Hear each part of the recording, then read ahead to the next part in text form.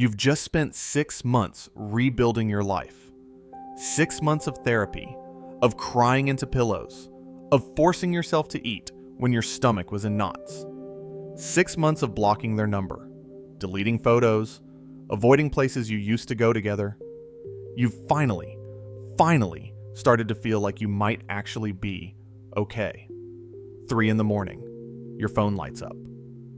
I can't stop thinking about you.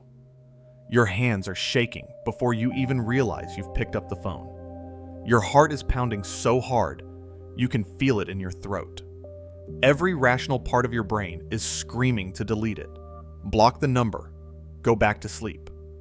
But you're already reading it again and again. Your thumb hovers over the keyboard. Here's what most people don't understand.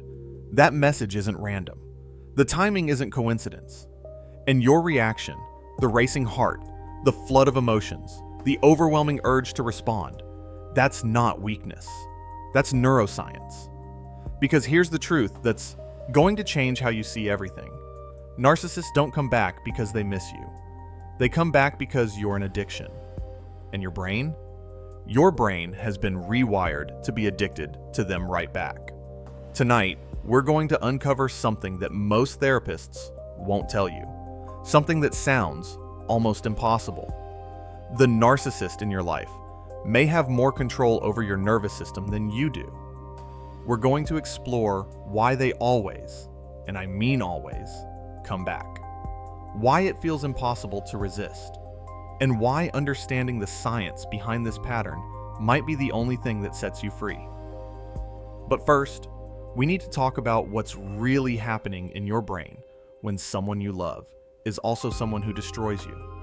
Because once you see it, you can't unsee it. And that's when everything changes. Before we can understand why narcissists return, we need to shatter a common misconception. Most people think narcissists are simply people who love themselves too much. But here's the twist that changes everything. Narcissists don't actually love themselves at all. According to the DSM-5-TR, narcissistic personality disorder is defined as a pervasive pattern of grandiosity, a constant need for admiration, and a lack of empathy beginning by early adulthood. To receive a formal diagnosis, an individual must exhibit at least 5 of 9 specific criteria: grandiose self-importance, fantasies of unlimited success, belief they're special and unique, need for excessive admiration, sense of entitlement, interpersonally exploitative behavior, lack of empathy, envy, and arrogant attitudes. But here's what most people miss. The DSM-5-TR acknowledges that NPD involves significant vulnerability, and individuals may alternate between grandiosity and vulnerability. This is the key to understanding why they come back. In research published in the American Journal of Psychiatry in 2014, Dr. Elsa Roningstam noted something striking. Individuals with NPD may be grandiose or self-loathing, extroverted or socially isolated, successful or dysfunctional. The presentation varies wildly, which suggests we're dealing with something far more fragile and far more dangerous than simple arrogance. Approximately 1 to 2% of the US population has NPD, though these numbers likely underrepresent true prevalence. Why? Because individuals with NPD rarely seek treatment. In their mind, they don't have a problem. Everyone else does. From a psychodynamic perspective, the narcissist's sense of self is brittle and disconnected from reality. They've constructed what theorists call a false self, a protective facade meant to shield them from unbearable feelings of inadequacy and shame they can't consciously acknowledge. And this is where the pattern of return begins to make sense. When that false self needs shoring up, when the grandiosity cracks and the vulnerability bleeds through, they need something. They need someone. They need you. Now we arrive at the concept that explains why narcissists come back. And it's going to sound extreme, but stay with me, because the research backs this up. Narcissists are addicts, not in a metaphorical sense, in a literal, neurochemical, can't function without its sense. And you're the drug. This concept was introduced in 1938 by psychoanalyst Otto Fenichel, who called it narcissistic supply. In psychoanalytic theory, narcissistic supply refers to attention or admiration that is pathologically or excessively needed from others. Building on Sigmund Freud's concept of narcissistic satisfaction and the work of psychoanalyst Carl Abraham, Fenichel highlighted the narcissistic need in early development for supplies to enable young children to maintain a sense of mental equilibrium. Here's where it gets interesting. Fenichel identified two main strategies for obtaining narcissistic supplies: aggression and ingratiation. These contrasting styles could later develop into what he termed the sadistic and the submissive. Think about the narcissist you know. Do they swing between charming, flattering behavior and sudden cruelty? That's not inconsistency. That's strategy. But let me give you the comparison that makes this click. Think of narcissistic supply as psychological oxygen. For individuals with NPD, external validation isn't just nice to have. It's essential to their psychological functioning. This isn't speculation. It's based on clinical observations documented across decades of research. Unlike healthy individuals who have developed a stable internal sense of self-worth, narcissists regulate their sense of self-worth by consuming narcissistic supply from others. Any threat to the uninterrupted flow of this supply compromises their psychological integrity and their ability to function. Licensed marriage and family therapist Darlene Lancer describes it perfectly. Trying to please a narcissist feels like trying to fill a bottomless pit. The hole is their inner emptiness, of which they're unaware, but they expect others to fill. Of course, it's impossible. Here's the part that might be hard to hear, but it's crucial. Narcissistic supply can come in many forms: admiration, praise, adoration, attention. Yes, but also negative attention. Your fear, your submission, your pain, your obsessive attempts to understand them, your tears, your anger, your confusion. All of it feeds the need.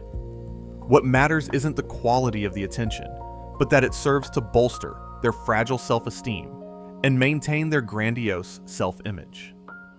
Research published in academic journals examining narcissistic behavior suggests that information bolstering self-esteem can be self-generated through exhibitionism, or by viewing others less favorably. However, some narcissistic supply must derive from external sources, from the affirmation, applause, and adulation of others. This external dependency is what creates the pattern of return. And here's the reveal that changes how you see the relationship. In a relationship with a narcissist, you become a source of supply. Your love, your admiration, your attention, your energy, your emotional resources, your reactions, even your pain. All of it feeds their need. They become dependent on you, not because they love you in the way healthy people love, but because you provide something essential to their psychological survival. Contemporary research has characterized pathological narcissism as an addiction to narcissistic supply. Just as someone dependent on a substance can't function without it, the narcissist can't function without the continuous flow of supply from others. This addiction model, which draws parallels between narcissistic need and substance dependence, helps us understand why narcissists engage in such desperate, manipulative behaviors when their supply is threatened, and critically, why they almost always come back when that supply runs dry. Relationships with narcissists follow a remarkably consistent cycle: idealization, devaluation, and discard. Understanding this cycle is essential to understanding why they come back. The idealization phase, often called love bombing, is where it all begins. During this phase, the narcissist presents themselves as your perfect match. They seem to understand you, like no one else ever has. They shower you with attention, affection, compliments, and promises. They mirror your interests, your values, your dreams. The intensity is intoxicating. The connection feels profound, destined even. What's actually happening is that the narcissist is securing you as a source of narcissistic supply. They're studying you, learning what you want, and providing it in abundance. It's not authentic connection, it's strategic procurement. But for you, it feels like the most powerful connection you've ever experienced. During idealization, your brain floods with powerful neurochemicals. Dopamine surges. Oxytocin is released during intimate moments, promoting attachment and trust. These are the same neurochemical responses that occur in healthy relationships, which is part of what makes narcissistic relationships so confusing. But then, the shift begins. The devaluation phase often starts subtly. A comment that stings, a promise forgotten, a slight withdrawal of attention. Gradually, or suddenly, the person who seemed to adore everything about you now finds fault with everything you do. The criticism becomes more frequent, more cutting. They might gaslight you, making you question your own perceptions. They might give you the silent treatment. They might triangulate, bringing others into the dynamic to make you compete for their attention. What's happening is that you're no longer providing adequate narcissistic supply. Perhaps the initial rush has worn off. Perhaps you've revealed you're a real person with needs and boundaries. Or perhaps they've found a new source of supply. This devaluation creates a powerful psychological bind. You remember the idealization phase. You know what they're capable of. So you try harder. You work to be better, to understand what changed, to get back to how things were. This is exactly what intermittent reinforcement creates. Finally, there's the discard phase. This is when the narcissist decides you're no longer useful as a primary source of supply. They might end the relationship abruptly and cruelly. They might move on to a new source, sometimes overlapping with your relationship. The discard is often devastating, precisely because it's so incongruent with the intensity of the idealization phase. Understanding this cycle is essential to understanding why they come back. Because from their perspective, you're not gone. You're just not currently active. The term hoovering derives from the Hoover vacuum cleaner brand, metaphorically describing how narcissists attempt to suck their former supply sources back into relationship with them. The term was popularized in discussions of narcissistic abuse to describe the manipulative tactics narcissists use to draw people back in after a period of separation or no contact. But here's the reveal that might make you angry. They're not coming back because they've realized they made a mistake. They're not coming back because they finally understand your value. They're coming back because you're easier than finding someone new. Let's look at this from the narcissist's perspective, not to generate sympathy, but to understand the mechanism. You already know them. You've already been love-bombed, already been idealized. You have history, memories, emotional connections. The groundwork has been laid. Securing a brand new source of supply requires energy, planning, sustained performance. It requires the exhausting work of presenting the false self, learning what the new person wants, mirroring their interests, providing consistent attention and validation long enough to hook them. With you, that work has already been done. They know what makes you tick. They know your vulnerabilities, your hopes, your triggers. They know, based on past experience, that you've responded to their attention before. You're a known quantity, a proven source of supply. And perhaps most importantly, they often assume, correctly or not, that you've been sitting there, waiting, hoping for their return. Research published in the Journal of Social and Personal Relationships in 2020 by Ziegler-Hill, and colleagues examined narcissistic behavior in romantic contexts. Their findings suggest that individuals high in narcissism use specific mate retention behaviors designed to maintain access to romantic partners, even after relationships have ended. This could imply that narcissists view their former partners not as people they've lost, but as resources they can tap into when needed. But there's another layer to why narcissists hoover, and it's more insidious. Ego supply from the act itself. Think about it. When a hoover succeeds, what does that confirm to the narcissist? That they still have power over you, that they can still affect you, that they're still important enough to occupy space in your mind and heart. Your response, even if it's angry, provides supply. Your attention, your emotional reaction, your willingness to engage, all of it feeds their need. Based on clinical observations and survivor accounts, hoovering can take many forms. It might be seemingly innocent, a casual, "Hey, how have you been?" text. It might be a comment on your social media post. It might be showing up at places they know you'll be. More manipulative hoovers might involve claiming they're in crisis, and you're the only one who can help them. They might send gifts, flowers, cards with apologies. They might reach out on meaningful dates. Your birthday, an anniversary, a holiday you celebrated together. They might promise they've changed, that they've been in therapy, finally understand what went wrong. They might use others as intermediaries, mutual friends, or family members who carry messages on their behalf, often called flying monkeys in discussions of narcissistic abuse.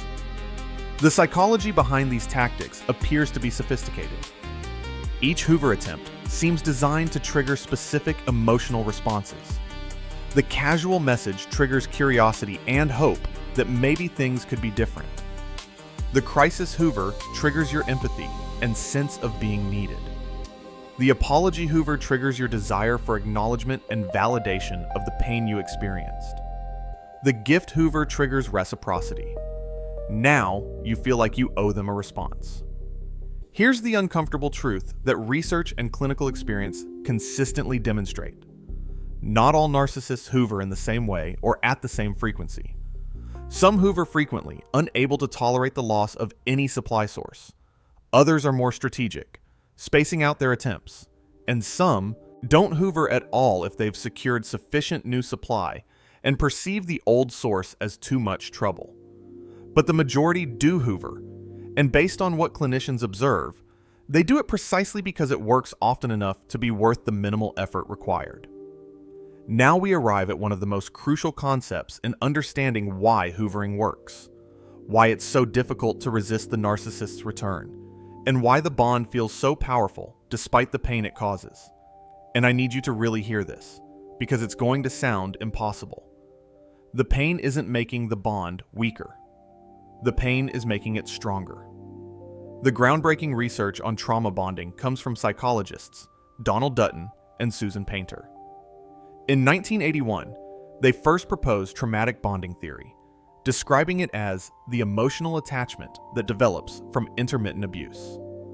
They refined this theory in their 1993 study, finding that two specific factors were necessary ingredients for the development of a trauma bond: an imbalance of power and intermittent abuse. Let's break this down because it explains everything. First, the power imbalance. In relationships with narcissists, there's a significant power differential. The narcissist holds the power through various means: control of resources, emotional manipulation, gaslighting, love withdrawal, and the unpredictability of their moods and behaviors. You, as their target, become dependent on the narcissist for validation, security, and the intermittent positive reinforcement that feels like love. This dependency creates vulnerability, and vulnerability in the context of abuse creates the conditions for trauma bonding. Second, and this is where it gets scientifically fascinating and personally devastating, is intermittent abuse, or what psychologists call intermittent reinforcement. This refers to a pattern where rewards, in this case attention, affection, kindness are given sporadically and unpredictably throughout cycles of abuse or neglect. Now here's the part that might make you angry, but it's backed by decades of research. The power of intermittent reinforcement was first demonstrated by behavioral psychologist B.F. Skinner in his operant conditioning experiments in the 1950s. Skinner discovered that behaviors reinforced on an intermittent schedule, where rewards come randomly rather than consistently, are significantly more resistant to extinction than behaviors rewarded consistently. Think of a slot machine. You don't win every time you pull the lever. In fact, you lose most of the time. But those occasional wins, those random payouts, create such a powerful psychological pull that people will sit at those machines for hours, even days, losing far more than they ever win. The randomness of the reward creates an addictive pattern. Casinos have literally built billion-dollar industries on this principle. Now here's the reveal that might be hard to accept. You are at a slot machine, and the narcissist is the house. In narcissistic relationships, this same mechanism is at play, but the stakes are infinitely higher because we're talking about your heart, your sense of self, your psychological well-being. During the idealization phase, you received consistent positive reinforcement, constant attention, affection, validation. This established the baseline. This is what love with this person feels like.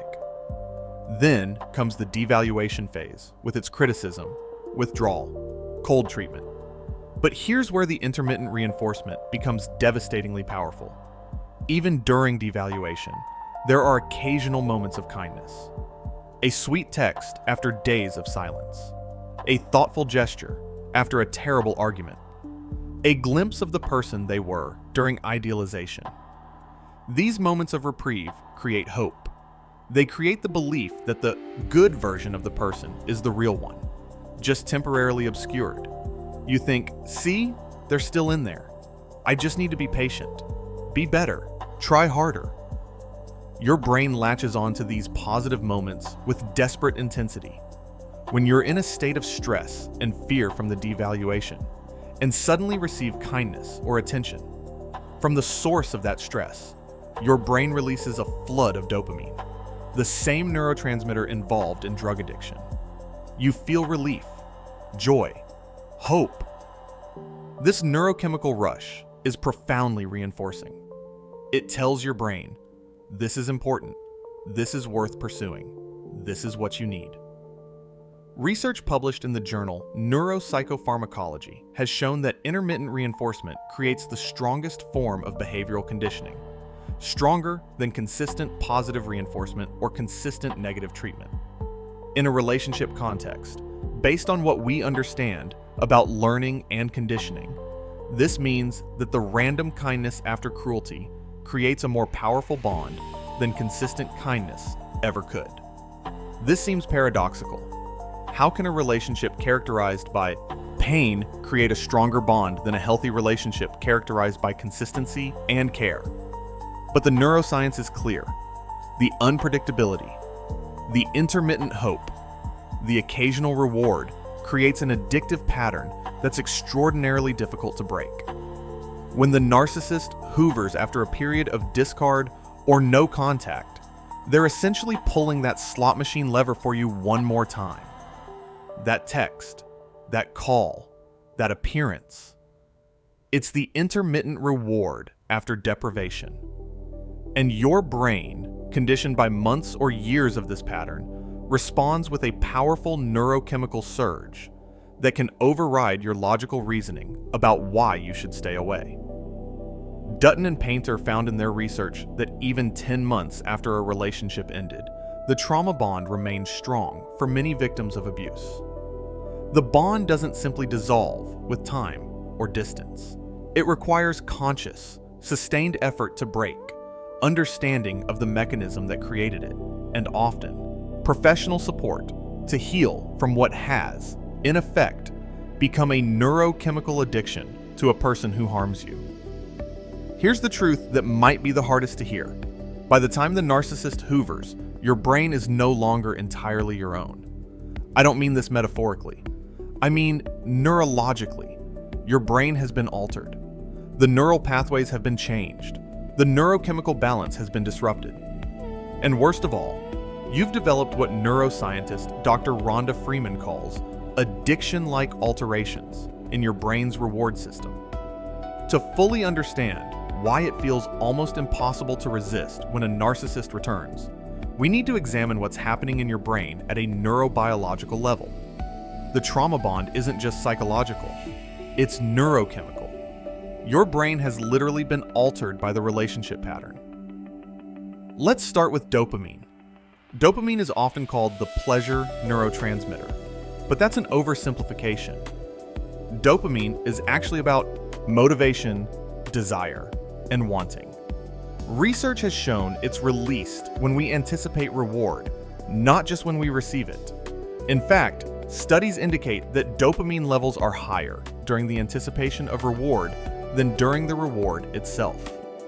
This is crucial to understanding what happens next. In the context of a narcissistic relationship, your brain learned to associate the narcissist with intense dopamine release. During the love bombing phase, every interaction brought pleasure, validation, excitement. Your dopamine system was firing constantly. As the relationship progressed into devaluation, those dopamine hits became intermittent. But remember our slot machine discussion? Intermittent reinforcement creates the strongest conditioning. Now your brain associates the narcissist not just with reward, but with the anticipation of reward, with hope. Those occasional kind moments during devaluation, each one created a massive dopamine spike precisely because it came after deprivation. Your brain learned this person equals potential for feeling good. Here's the reveal that explains why you can't just use logic to stay away. When the narcissist hoovers, your brain recognizes the potential for reward. Before you've consciously decided whether to respond, before you've weighed the pros and cons, before you've remembered all the pain they caused, your dopamine system has already activated. You feel a rush, a pull toward them.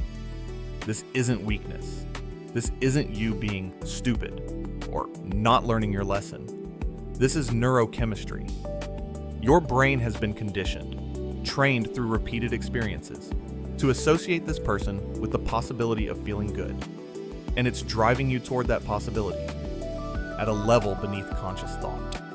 Then there's oxytocin, synthesized in the hypothalamus and often called the cuddle hormone or bonding hormone. Oxytocin is released during physical touch, sexual intimacy, and even during moments of emotional closeness. It promotes attachment, trust, and bonding. It's the same hormone that bonds a mother to her infant, one of the strongest bonds in nature. During a relationship with a narcissist, oxytocin was released during intimate moments. Sex, cuddling, those vulnerable late-night conversations during the idealization phase. Your brain formed an oxytocin-mediated attachment to this person. And here's the crucial, devastating point. Oxytocin doesn't discriminate between healthy and unhealthy bonds. It promotes attachment regardless of whether the person is good for you. Even during cycles of abuse, intermittent positive physical contact or emotional intimacy continued to release oxytocin, strengthening the bond with every release. Research by Dr. Freeman and colleagues suggests that in the aftermath of narcissistic relationships, oxytocin and dopamine can become dysregulated. These neurochemical changes place you in a difficult position because they can lead to actions that compromise your safety and well-being. Your brain, driven by these powerful neurotransmitters, may push you toward reconciliation, even when your rational mind knows it's harmful. The brain craves the oxytocin release, craves the bond, regardless of the cost. There's also cortisol to consider, the stress hormone. Living in a relationship with a narcissist creates chronic stress. Your cortisol levels become elevated and dysregulated. Your nervous system is constantly activated, in a state of fight, flight, or freeze. Interestingly, research has shown that cortisol can actually enhance the consolidation of fear-based memories, making the traumatic aspects of the relationship particularly difficult to process and release. But here's where it gets even more complicated, where the brain betrays you in the cruelest way. When the narcissist hoovers with kindness or promises after a period of stress and elevated cortisol, the relief you feel creates an even more powerful bond. It's similar to Stockholm Syndrome, where hostages develop positive feelings toward their captors. The person who causes your stress becomes the person who relieves it, creating a paradoxical attachment that defies logic but makes perfect neurochemical sense.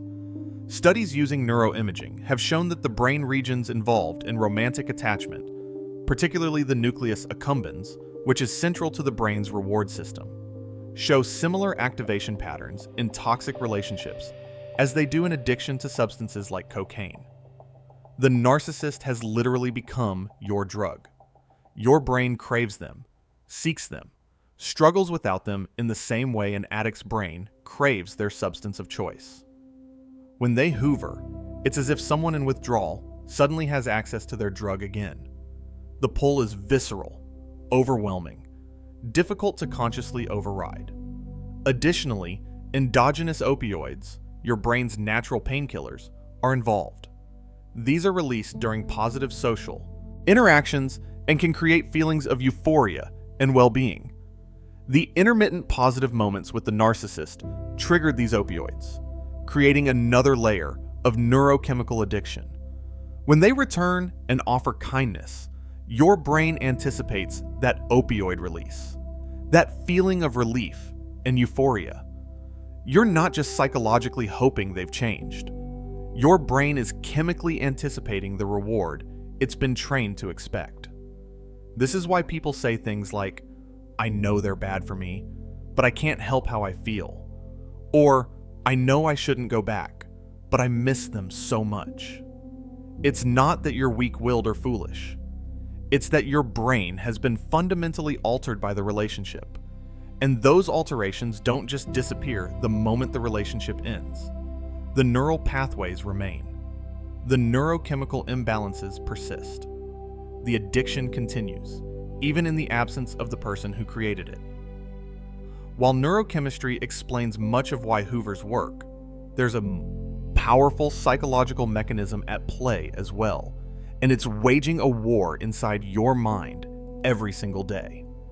This concept, introduced by psychologist Leon Festinger in 1957, is called cognitive dissonance, and it's one of the narcissist's most powerful weapons, even though they may not consciously know they're using it.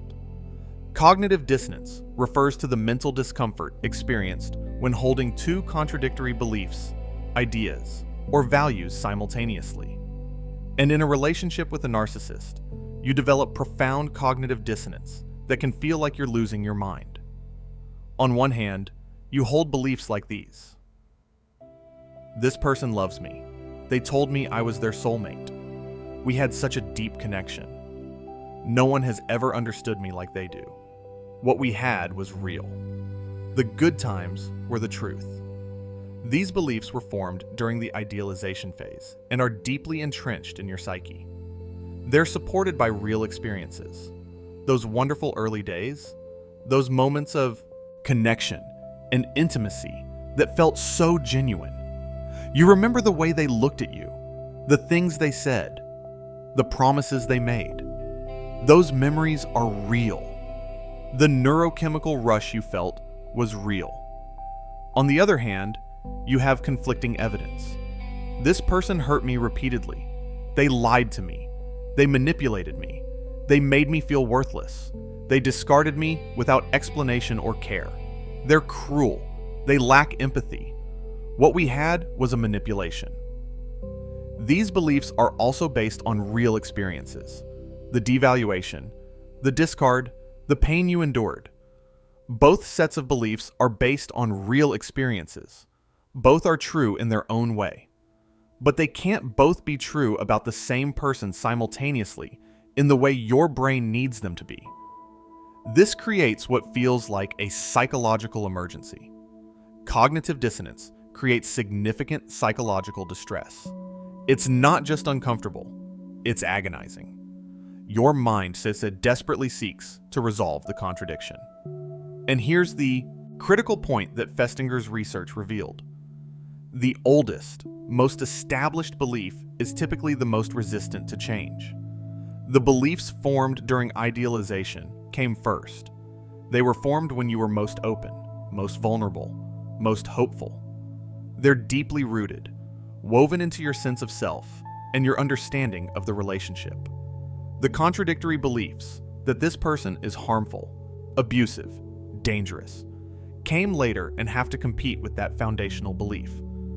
Trauma therapist Bree Bonche, who specializes in narcissistic abuse recovery, explains that the love bombing of the idealization stage sows the initial seeds of cognitive dissonance. The narcissist creates such a powerful initial positive impression that when abusive behavior emerges, you're more likely to rationalize it, minimize it, or blame yourself than to challenge your fundamental belief about who this person is. This could explain why so many survivors report thinking things like, "They didn't mean it," "I'm being too sensitive," or "If I just communicate better, they'll understand." When a narcissist hoovers, they're strategically, though perhaps unconsciously, exploiting your cognitive dissonance. They know you want to believe the good version of them was real. They know you have this internal war raging, so they show up as the idealized version again. Kind, apologetic, nostalgic, loving. "I've missed you. I've been thinking about what you said. I realize I made mistakes. No one understands me like you do." This temporarily resolves your cognitive dissonance. Suddenly you think, "See, I was right. The good person is the real one. The bad times were just a phase, a misunderstanding, something we can work through. They do love me. I wasn't crazy to believe in them." Your brain experiences relief from the dissonance. The contradictory beliefs suddenly seem reconcilable. Maybe they have changed. Maybe it really will be different this time. Maybe your original belief about them was correct all along, and the abusive behavior was an anomaly, a response to stress, something fixable. The Hoover gives you permission to believe what you've desperately wanted to believe all along, that the person you fell in love with was real, and they've come back to you. This is why narcissists often hoover with apologies, promises of change, or references to the good times. Based on clinical observations, these tactics appear specifically designed to address your cognitive dissonance, making it easier for you to rationalize returning to the relationship. They're not doing this because they've genuinely changed, or because they miss you as a whole person. They're doing it because, consciously or unconsciously, they understand that you need a reason to resolve your internal conflict, and they're providing one. Understanding why narcissists come back is only valuable if it empowers you to make different choices. The most effective strategy for dealing with hoovering is something called no contact, a complete cessation of all communication and contact with the narcissistic individual. No contact sounds simple, but is extraordinarily difficult to maintain, precisely because of all the neurochemical and psychological factors we've discussed. Your dopamine system craves the intermittent reward. Your oxytocin-mediated attachment pulls you toward them. Your cognitive dissonance makes you want to believe they've changed. Your trauma bond makes you feel like you need them. But here's what research and clinical experience consistently show.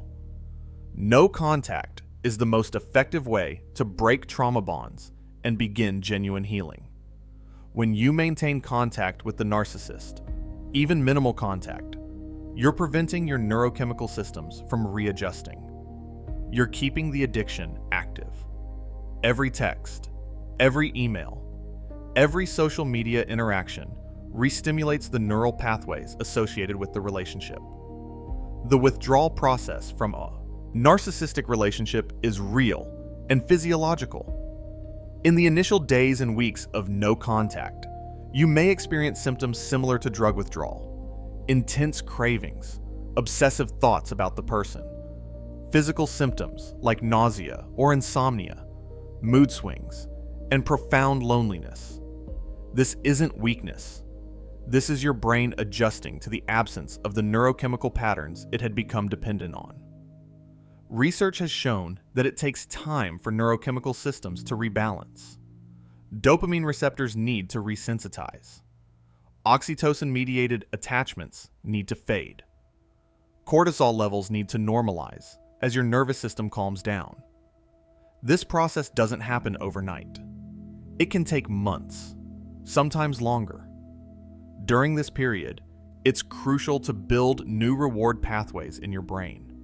Healthy relationships with friends and family, pursuing activities that bring genuine joy, accomplishing goals that have nothing to do with the narcissist. All of these create new sources of dopamine that aren't dependent on an abusive person. Therapy, particularly with a therapist trained in trauma and narcissistic abuse, can be invaluable. When a Hoover attempt comes, and it likely will, having no contact protocols in place makes it easier to resist. Block phone numbers, email addresses, and social media accounts. If you share children or have circumstances that make complete no contact impossible, implement modified contact or gray rock, communicating only about necessary logistics in the most boring, unreactive way possible, providing no emotional engagement or supply. As we come to the end of this exploration, I need to tell you one final truth, and this one might be the most important. If you go back, the cycle will repeat. Not might, will. This isn't pessimism. This is what decades of research, clinical observation, and survivor accounts consistently show. Narcissists who hoover without having done genuine, deep, sustained therapeutic work, which is rare, as narcissistic personality disorder is notoriously difficult to treat, and most individuals with NPD don't believe there's anything wrong with them, will repeat the same patterns. The idealization, devaluation, and discard will happen again. Maybe it'll take longer this time. Maybe they'll be more careful. Maybe the love bombing will be more intense, because they've learned they almost lost you. But the pattern will emerge again because the pattern isn't about you. It never was. The pattern is about their disordered internal structure, their fundamental inability to maintain the false self indefinitely, their need for supply that can never truly be satisfied. You cannot love them enough to heal them. You cannot be perfect enough to prevent the devaluation. You cannot sacrifice enough of yourself to fill the bottomless pit of their need. Take a slow breath. If you've experienced a narcissistic relationship, if you've felt the pull of a Hoover, if you've struggled to understand why someone who hurt you so deeply still has such power over your thoughts and feelings, know that you're not alone and you're not broken. Everything we've discussed tonight, the neurochemical addictions, the trauma bonding, the cognitive dissonance, the powerful pull of intermittent reinforcement, these are normal human responses to abnormal relationship dynamics. Your brain responded exactly as brains are designed to respond. Your attachment system did exactly what attachment systems do. The fact that you bonded, that you tried, that you hoped, that you hurt, none of this is evidence of weakness.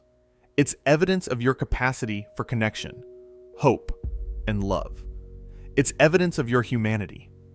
The narcissist comes back not because they love you in any meaningful sense of that word, but because they need supply and you're a known, reliable source. Understanding this truth can be painful, but it's also liberating. Their return isn't about your worth.